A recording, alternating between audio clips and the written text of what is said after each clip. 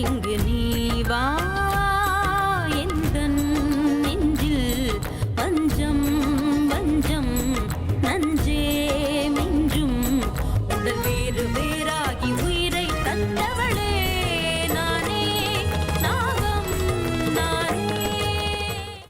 யக்ஷா, இந்த ஆயுதத்தோட பின்னணி என்னன்னு எனக்கு தெரிஞ்சாகணும். இது நாகராணியோட சக்தியை சம்ஹாரம் பண்ண தயார் செய்த மகா நாகாஸ்திரம். உன்னையே என்கிட்ட வந்து மன்னிப்பு கேட்க வச்சாலே அந்த அமிர்தா, அவளை நான் சும்மா விட மாட்டேன். சரியான பாடம் கத்து கொடுக்கறேன். வேண்டாம் பாட்டு, இந்த விஷயத்தை இப்படியே விட்டுடலாம். அத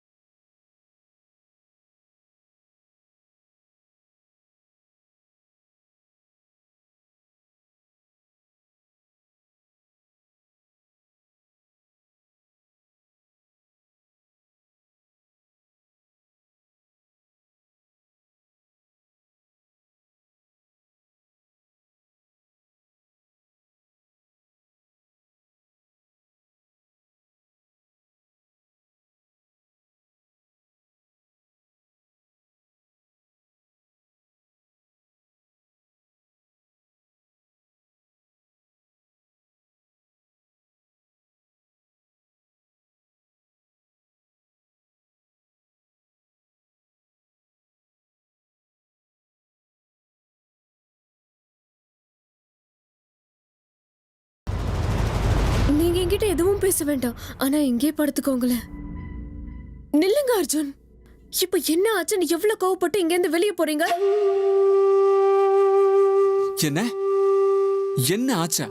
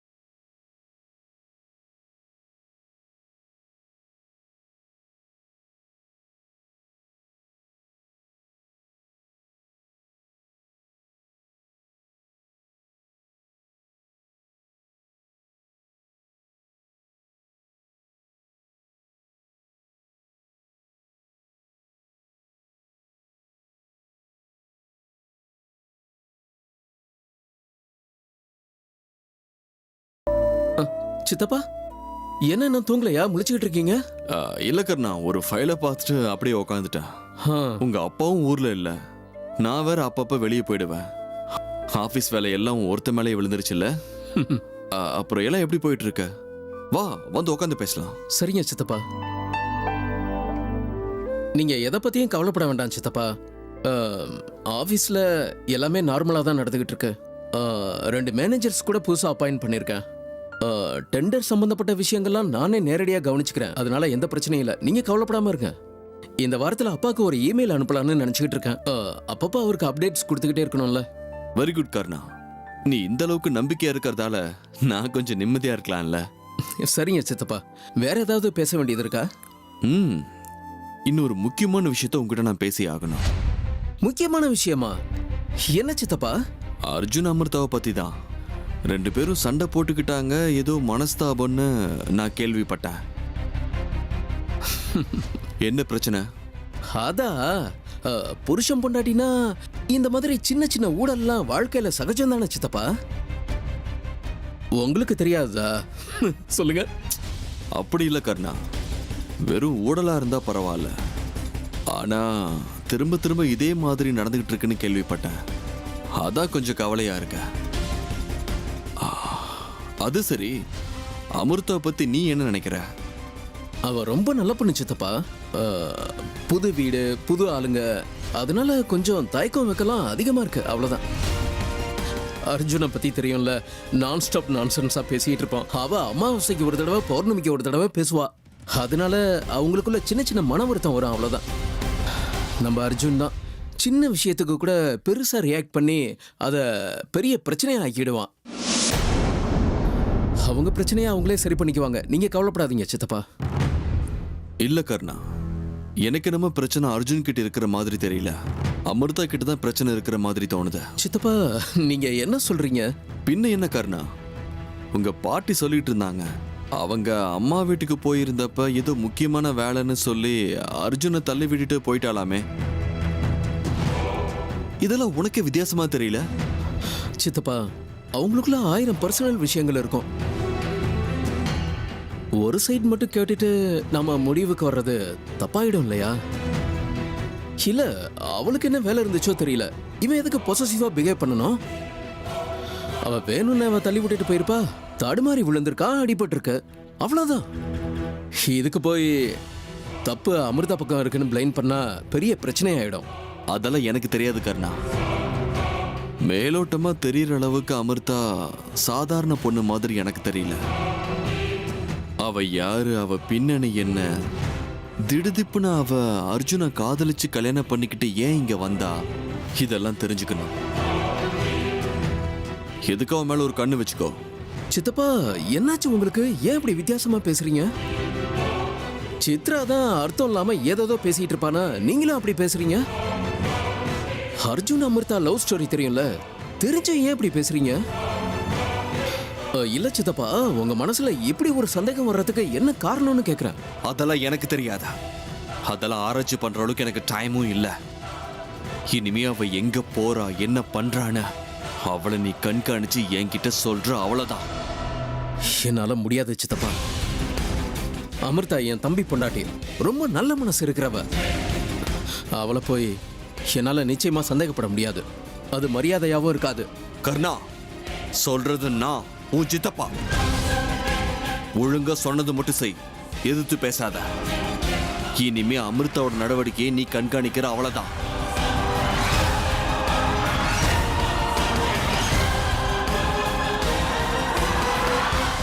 என்ன திடீர்னு சித்தப்பாவுக்கு என்னாச்சு?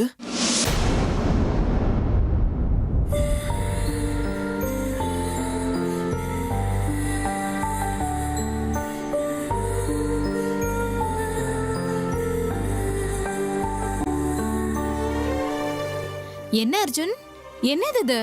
பிளாங்கெட்டும் கையுமா வெளியில வந்திருக்க? அமிர்தா கூட ஏதாவது சண்டை போட போயிருப்ப.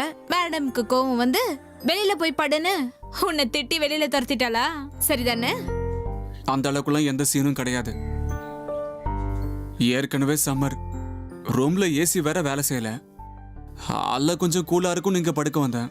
ஓகே ஓகே, அதுக்கு எதுக்கு ஏன் மேல எகிர்ற? ஏதோ வருத்தத்துல இருக்கே, விளையாட்டா பேசி உன்னை சிரிக்க வைக்கலாம்னு நினைச்சேன்.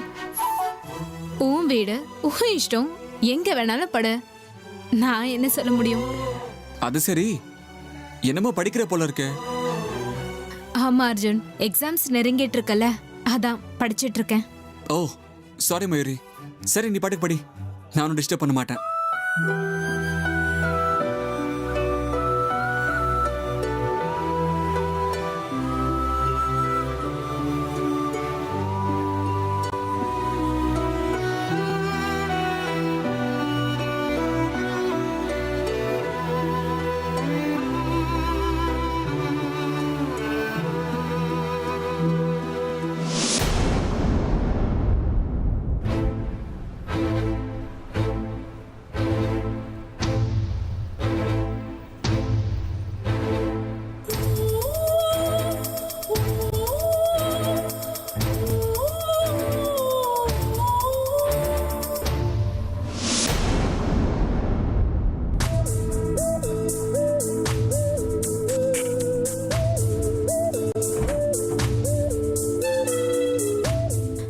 என்னாச்சு அர்ஜுன்? தூக்கம் வர மாட்டேங்குதா?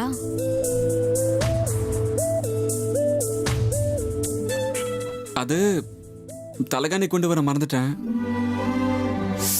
எனக்கு என் தலைகாணி இல்லைன்னா தூக்கமே வராது.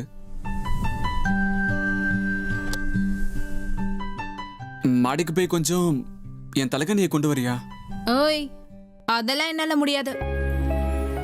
பாவம் அமிர்தாவும் தூங்கியிருப்பா. நான் இப்ப போனா டிஸ்டர்ப் ஆகாதா? அதுவும் இல்லாம படிக்கும் போது எழுந்து போனா எனக்கும் டிஸ்டர்ப் ஆயிடும் அர்ஜுன். தலகாணிலாம் கொண்டு வர முடியாது, சாரி. வேணும்னா என் மடிய தலையணையா நினைச்சு படுத்துக்கலாம். எனக்கு எந்த அப்செக்ஷனும் இல்லை. Not a bad idea. எனக்கு இது தோணவே இல்லை பாரு. வரேன்.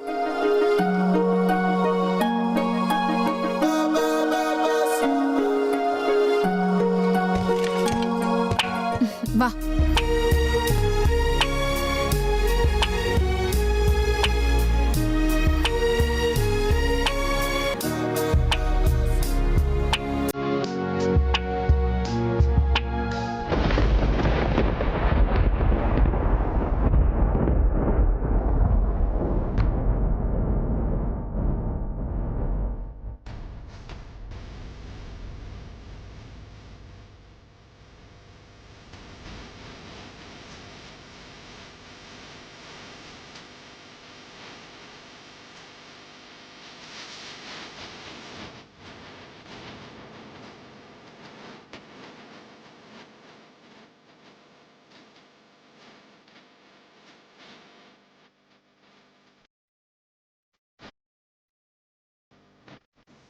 மொத்தத்துல இவ்வளவு தூரம் வந்துட்டல அர்ஜுன்.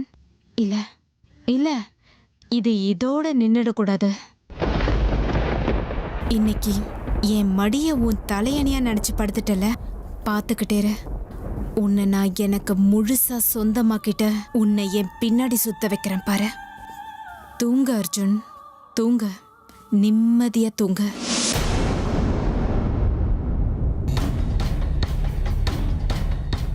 அமிர்தா, என்னம்மா உன் முகம் ரொம்ப வாடி போயிருக்கே, என்ன விஷயம்? அப்படிலாம் ஒன்றும் இல்லையே, நான் நல்லா இருக்கேனே. நல்லா இருக்கியா? அது எப்படி நீ நல்லா இருக்க முடியும்?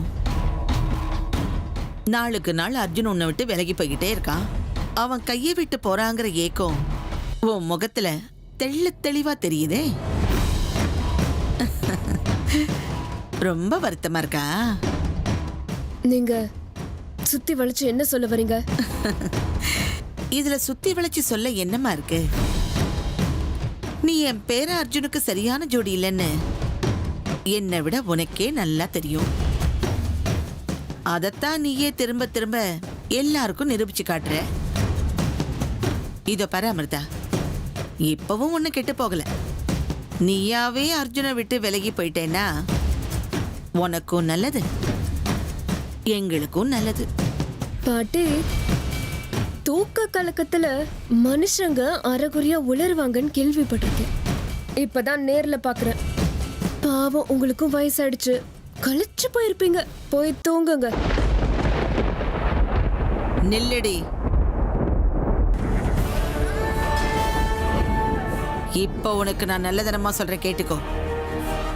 நான் மனசு வச்சேன்னா, உங்க ரெண்டு பேரையும் பிரிக்கணும்னு முடிவு பண்ணிட்டேன்னா, உன்னை நடுத்தெருவில் நிக்க வைக்கக்கூடிய சக்தி எனக்கு இருக்கு.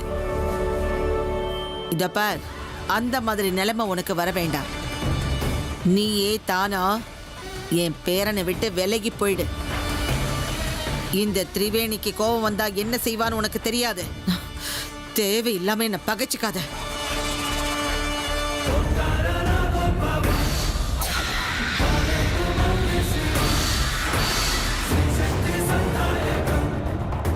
பாட்டி, ஒரு வயசுக்கு மேல சாதாரணமா கை கால சக்தி குறைஞ்சிரும் சொல்லுவாங்க.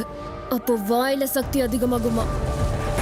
பரவாயில்லையே, ஒவ்வொரு அடியிலையும் நீங்களும் அதை நிரூபிச்சுக்கிட்டே இருக்கீங்க.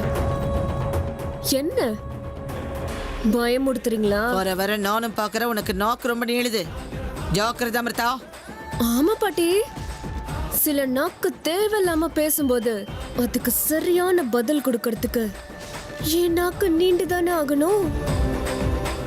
உங்களோட மிரட்டலுக்கெல்லாம் நான் பயப்பட மாட்டேன். என்ன முயற்சி பண்ண முடியுமோ பண்ணிக்கோங்க. நடக்குமா நடக்காதான்னு உங்களுக்கே தெரிய வரும். அப்படியே இன்னொரு விஷயம், நான் என்ன செய்யணுங்கிறத நீங்க எனக்கு சொல்ல வேண்டாம். நான் என்ன செய்யணும்னு எனக்கு நல்லா தெரியும். கையால் ஆகாதவங்க வாயால பேசி எல்லாரையும் பயமுறுத்துவாங்களாம். அந்த மாதிரி தேவையில்லாம நீங்க ஏன் கத்தி கழிச்சு போறீங்க? பாவம், வயசாயிடுச்சு, போய் தூங்குங்க.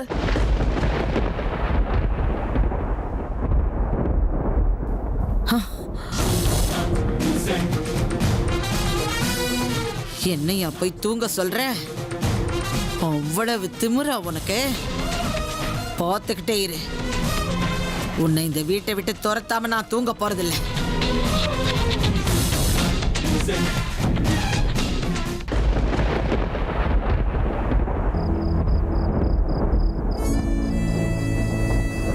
இல்ல, பொண்டாட்டி நான் ஒருத்தி பக்கத்துல இருக்கும்போது போர்வை எடுத்துக்கிட்டு நான் வெளியே போய் தூங்குறேன்னு சொல்றாரு. அதுலயும் அந்த மயூரி மடியில படுத்துக்கிட்டாரு. ஏன் இப்படி பண்றாரு? இவருக்கு வீட்டுல வேற இடமே கிடைக்கலையாமா? இவருக்கு தான் அறிவு இல்லனா அந்த மயூரிக்கு அறிவு இல்லையா? ஒவ்வொரு தான் படுக்கிறேன்னு சொன்னா வேற எங்கேயாவது போய் படுத்துக்கோங்கன்னு சொல்ல மாட்டாளா? இந்த வீட்டுல எத்தனை ரூம் இருக்கு? ஏதாவது காலியா இருக்கிற ரூமா பார்த்து படுத்துக்கலாம்ல. என்னங்க ஏதோ முணுமுணுக்குறீங்க? ஓனல விடுங்க. யாரோ இங்க படுத்துக்கிறதுக்கு விருப்பம் இல்ல, வெளியே போய் தூங்குறேன்னு சொன்ன மாதிரி இருந்தது. ஆ, எனக்கு இப்பவும் இங்க வர்றதுக்கு விருப்பம்லாம் இல்ல. ஆனா வெளியில கொசு தொல்லை. அந்த மயூரி வேற பேசிக்கிட்டே இருந்தா. கஷ்டமோ சுகமோ இங்கேயே தூங்கலான்னு வந்துட்டேன். அதுக்கு வேற எந்த அர்த்தத்தையும் கற்பனை பண்ணிக்க வேண்டிய அவசியம் இல்லை.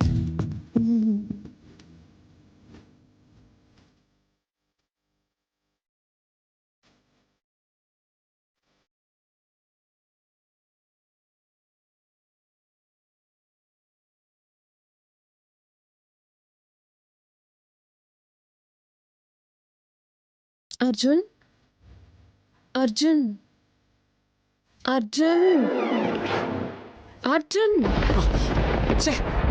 நிம்மதியா என்ன தூங்க கூட விட மாட்டீங்களா?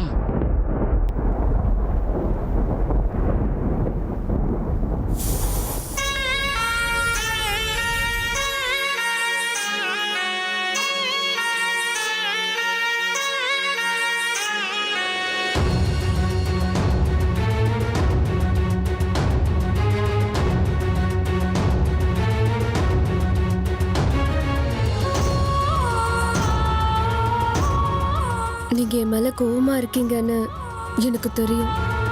நீங்க ஆசாசியா எனக்கு சாப்பாடு ஊட்டி விட வந்தப்போ நான் அப்படி உங்களை தள்ளி விட்டு போனது தப்புதான். நான் என்ன பண்றது? நான் எவ்வளவு தர்ம சங்கடமான சூழ்நிலையில இருந்தேன்னு என்னால உங்களுக்கு புரிய வைக்க முடியல. ஆனா ஒண்ணு மட்டும் சொல்றேன், கேளுங்க அர்ஜுன். நான் சத்தியம் பண்ணி சொல்றேன், உங்க மனசை காயப்படுத்துற எண்ணம் மட்டும் நிச்சயமா எனக்கு இல்லை. இப்ப கூட இல்ல. தயவு செஞ்சு என்ன தப்பா புரிஞ்சுக்காதீங்க. அப்ப சந்தர்ப்ப சூழ்நிலை அப்படி இருந்துச்சு. என் தப்பு என்னன்னு எனக்கு புரிஞ்சிருச்சு. தயவு செஞ்சு எதையும் மனசுல வச்சுக்காதீங்க. என்ன மன்னிச்சிடுங்க அர்ஜுன். இனிமே என்னைக்குமே இந்த மாதிரி நடக்காதுன்னு நான் உங்களுக்கு சத்தியம் பண்ணி கொடுக்கிறேன்.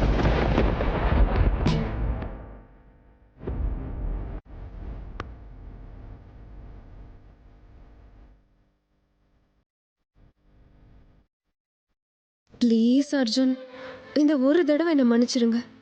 என்னை விட்டு விலகி போகாதீங்க.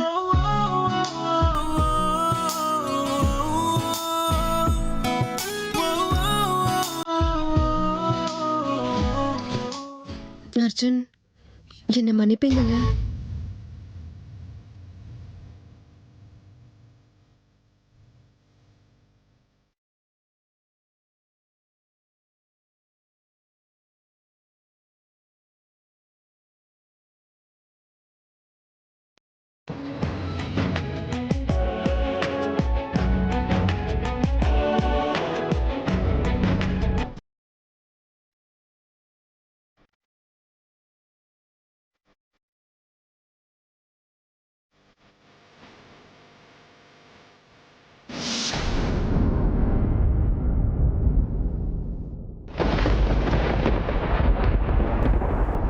இது எல்லாமே என்னோட கனவா?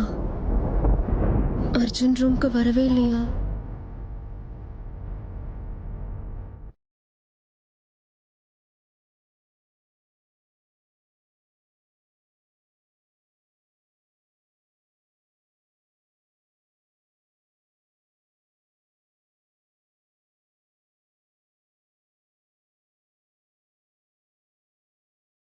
இத்தனை நாள் அந்த சாமியார் உதவி செஞ்சது அமிர்தாவுக்கு